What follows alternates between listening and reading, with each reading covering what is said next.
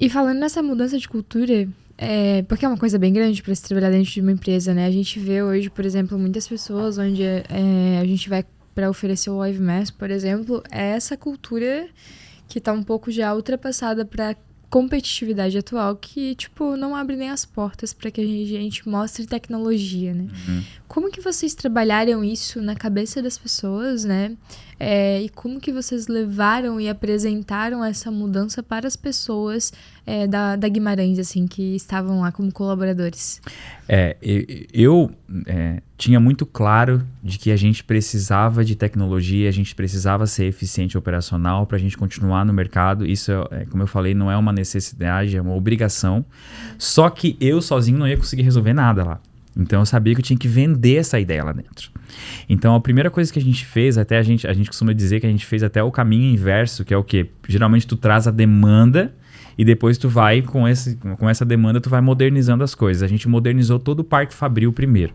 Porque a gente sabia que não adiantava de nada a gente montar um comercial estratégico e ir para o varejo se a gente não tivesse adequado ao que aquele perfil de cliente exige. Então, assim, falando das máquinas primeiro, né, até no nosso nível de modernização das máquinas, antes de entrar nas pessoas, nessa parte da cultura, os nossos equipamentos eram equipamentos lá do começo da empresa, lineares, que não tinha nenhum tipo de automação. A parte de encaixotamento nosso a gente não trabalhava nem com caixa de papelão, a gente trabalhava com um formato a granel, que era tipo uma espécie de uma gaiola, assim. Então, tudo isso era um formato inadequado para entrar no varejo. Então, a gente tinha que mudar tudo isso, ao mesmo tempo mudando cultura. Então era uma panela de pressão, literalmente. Então o que a gente fez? Modernizou a fábrica, compramos novos equipamentos com linha totalmente automatizada, desde colocar a embalagem até a caixa pronta. Se adequamos ao que o varejo precisa, né? Essa migração também foi um ensinamento muito forte, porque a gente estava saindo de um perfil de cliente que era a nossa maior venda, estava começando a ter uma demanda forte do varejo, mas a gente não tinha todas as máquinas automatizadas ainda, então algum processo era manual, até que a gente conseguiu fazer essa virada de chave. Só que vocês imaginam pessoas de 15, 20 anos de casa que sempre fizeram daquela forma. Isso é complicado. E principalmente, assim, mais do que ter esse tempo de casa e não entender essa real necessidade do mercado, é que eles não têm a visão de fora. São pessoas que entraram, sempre trabalharam na Guimarães, não tem essa visão do como que é o mercado lá fora, como que o cliente exige, como que é. Então a gente teve que fazer um trabalho de levar eles no ponto de venda, de fazer entender qual é a real necessidade.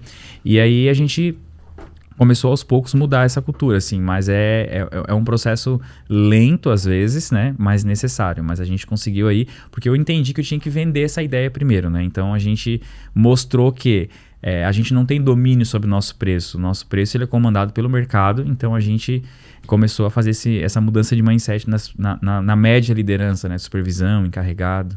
Então a gente começou a vender essa ideia de que ou a gente faz isso ou a gente está fora do mercado, né. Foi mudando de cima para baixo, então. A gente fez um modelo top-down, a gente foi de cima para baixo. Até mesmo, depois acho que a gente vai entrar um pouco nesse mérito, a fase pré-Live Mass, o Gustavo teve visitando lá, ele sabe. A gente ficou um ano ali naquele namoro, vai e não vai, porque eu falei assim, Gustavo, eu não tô culturalmente pronto para colocar o Live Mass ainda. Porque eu não vou conseguir conquistar as pessoas, ainda não consegui conquistar e mostrar a importância de a gente ter um software de gestão ali no chão de fábrica. Quando a gente conseguir fazer isso, a gente vai fechar. Então eu fiz um trabalho de pré-Live Mass com uma consultoria para a gente, no modelo top-down, primeiro supervisores, encarregados, para a gente mostrar a real importância de a gente ter um software de gestão de dados e informação em tempo real. E mais do que isso, que nós não estaríamos medindo as pessoas, e sim nós estaríamos medindo os equipamentos e a nossa eficiência operacional.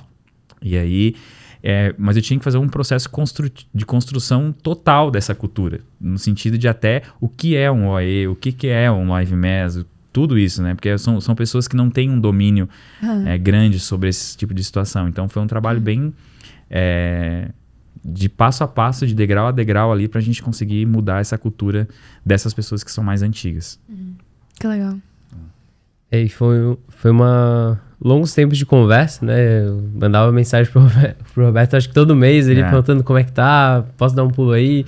E, de fato, quando a gente tá do outro lado aqui, a gente fica um pouco cego pra realmente enxergar essa questão na prática, né? Mas não quando consegue ter esse diagnóstico, né, de fato, de Exato. como que tá lá, né? Exato. E daí, quando a gente tá presencialmente, conhece a realidade, a gente entende, poxa, realmente tem esse desafio, aquele outro, e todo esse passo a passo até que o projeto se concretize, comece de fato, realmente é muito bacana acompanhar isso e no fim deu certo, né? No Estamos fim deu aqui. certo. Muito certo, por sinal.